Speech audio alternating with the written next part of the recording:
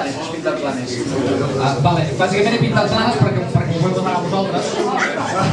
Em van dir, pinta planes, i jo, com saben, que jo he nascut pintant al carrer i no tinc cap problema a pintar planes. A més, l'única diferència entre Blanes i Nova York, bàsicament, és l'alçada. Sí, no? L'alçada, algun rètol de neó que a Nova York hi ha que Blanes no deixen posar, però això és el de menys. Bàsicament, la diferència bàsica entre aquestes dues ciutats és aquesta, perquè si t'hi fixes en el quadre de Nova York i el de Sa Palomera, l'únic que si aquí a Sa Palomera fan un pont que arriba fins a l'altra banda seria si fa una foto igual.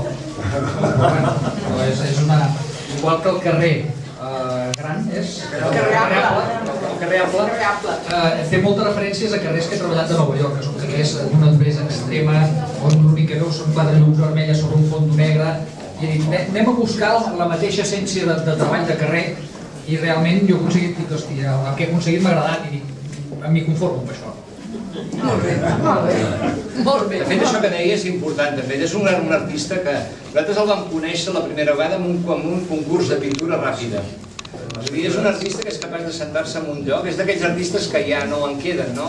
De plantar-se davant i captar la llum en un moment amb 4 pinzellades. Després acabarà el quadre a l'estudi. Però agafar l'essència del que és el tema, el agafa a peu de carrer i en un moment que enquadra el tema. Jo he començat fent el que es coneix com a plener, de treballar al carrer, com feien els impressionistes, que et dedicaves, buscaves un tema, tenies una estona per buscar un tema, et plantaves el cavallet i un quadre l'havies de resoldre bàsicament en 3-4 hores i en aquelles 3-4 hores el resolvies, però al mateix temps esperaves, bueno, si aquest quadre torna a casa, que tingui opcions de tornar-hi a entrar. Que no sigui un quadre que et quedi fixe, que no puguis tornar a entrar, sinó que sigui un quadre que et permeti tornar a retreballar, i això és el que he intentat fer en totes les exposicions. Per exemple, amb aquest quadre aquí de Terra Sants que deies. És un quadre que comences treballant molt bé una figuració, però al mateix temps dius, ara vull que des d'aquí creixi un quadre, vull que neixi, i el deixes que sorgeixi, que creï, que comenci naixent el quadre i se t'acabi morint a dalt, però quan comences a dalt fins baix, que és una cosa totalment diferent.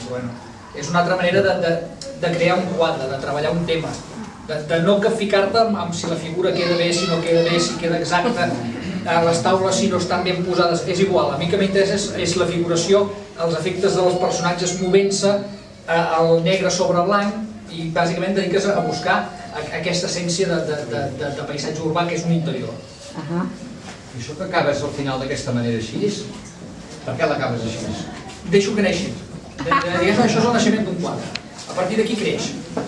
Comences per dalt, però tal com va caient, vas deixant que d'allà et vagi creixent. Igual hi ha un moment que l'has de tallar perquè et queda... Però m'agrada carregar límit, que siguin quadres vius, que no siguin quadres allò que digues. Un quadre encarcarat que no tens cap interpretació. Aquí pots agafar un fragment d'un quadre i pots reinterpretar, En canvi, si el quadre fos allò un hiperrealista, un fotorealisme, no tens opcions d'interpretar-lo de cap manera. Necessites acabar-lo d'una altra manera. Sí, és acabar-lo, l'has de deixar inacabat, que a vegades costa més que no pas acabar-lo.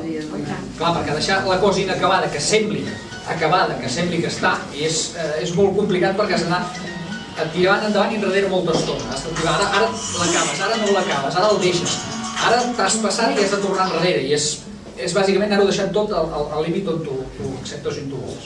De fet, això d'aquí també es pot lograr perquè de fons hi ha un dibuix perfectament controlat, Si en aquest tema, parlant d'aquest tema, perquè estem parlant d'aquest aquí, si aquí no haguessis controlat molt bé el dibuix, aquest tema no hagués sortit així. No, perquè aquí bàsicament si el dibuix no el controles, descontroles tot el fons. Si descontroles el fons, ja no tens opcions d'anar venint, d'anar treballant. Per tant, és un quadre que l'has de començar a construir molt bé. Jo he fet disseny gràfic, m'agrada molt el dibuix, m'interessa molt el dibuix. Un crític ho va dir en perspectiva cinematogràfica, dic, no sé què vols dir, però m'agrada. Això ho vaig dir fa 20 anys, gairebé. Perspectiva cinematogràfica, i ara ja he entès què vol dir. L'avantatge que jo tinc ben treballat disseny gràfic, ben treballat molt al carrer, és com molt al camp de vista. Tant puc anar des d'una punta fins a l'altra agafant-ho tot. No soc una càmera que només agafa això, sinó que ho agafo tot. Després tot ho col·loques, més o menys ho ordenes i ho col·loques on tu vols.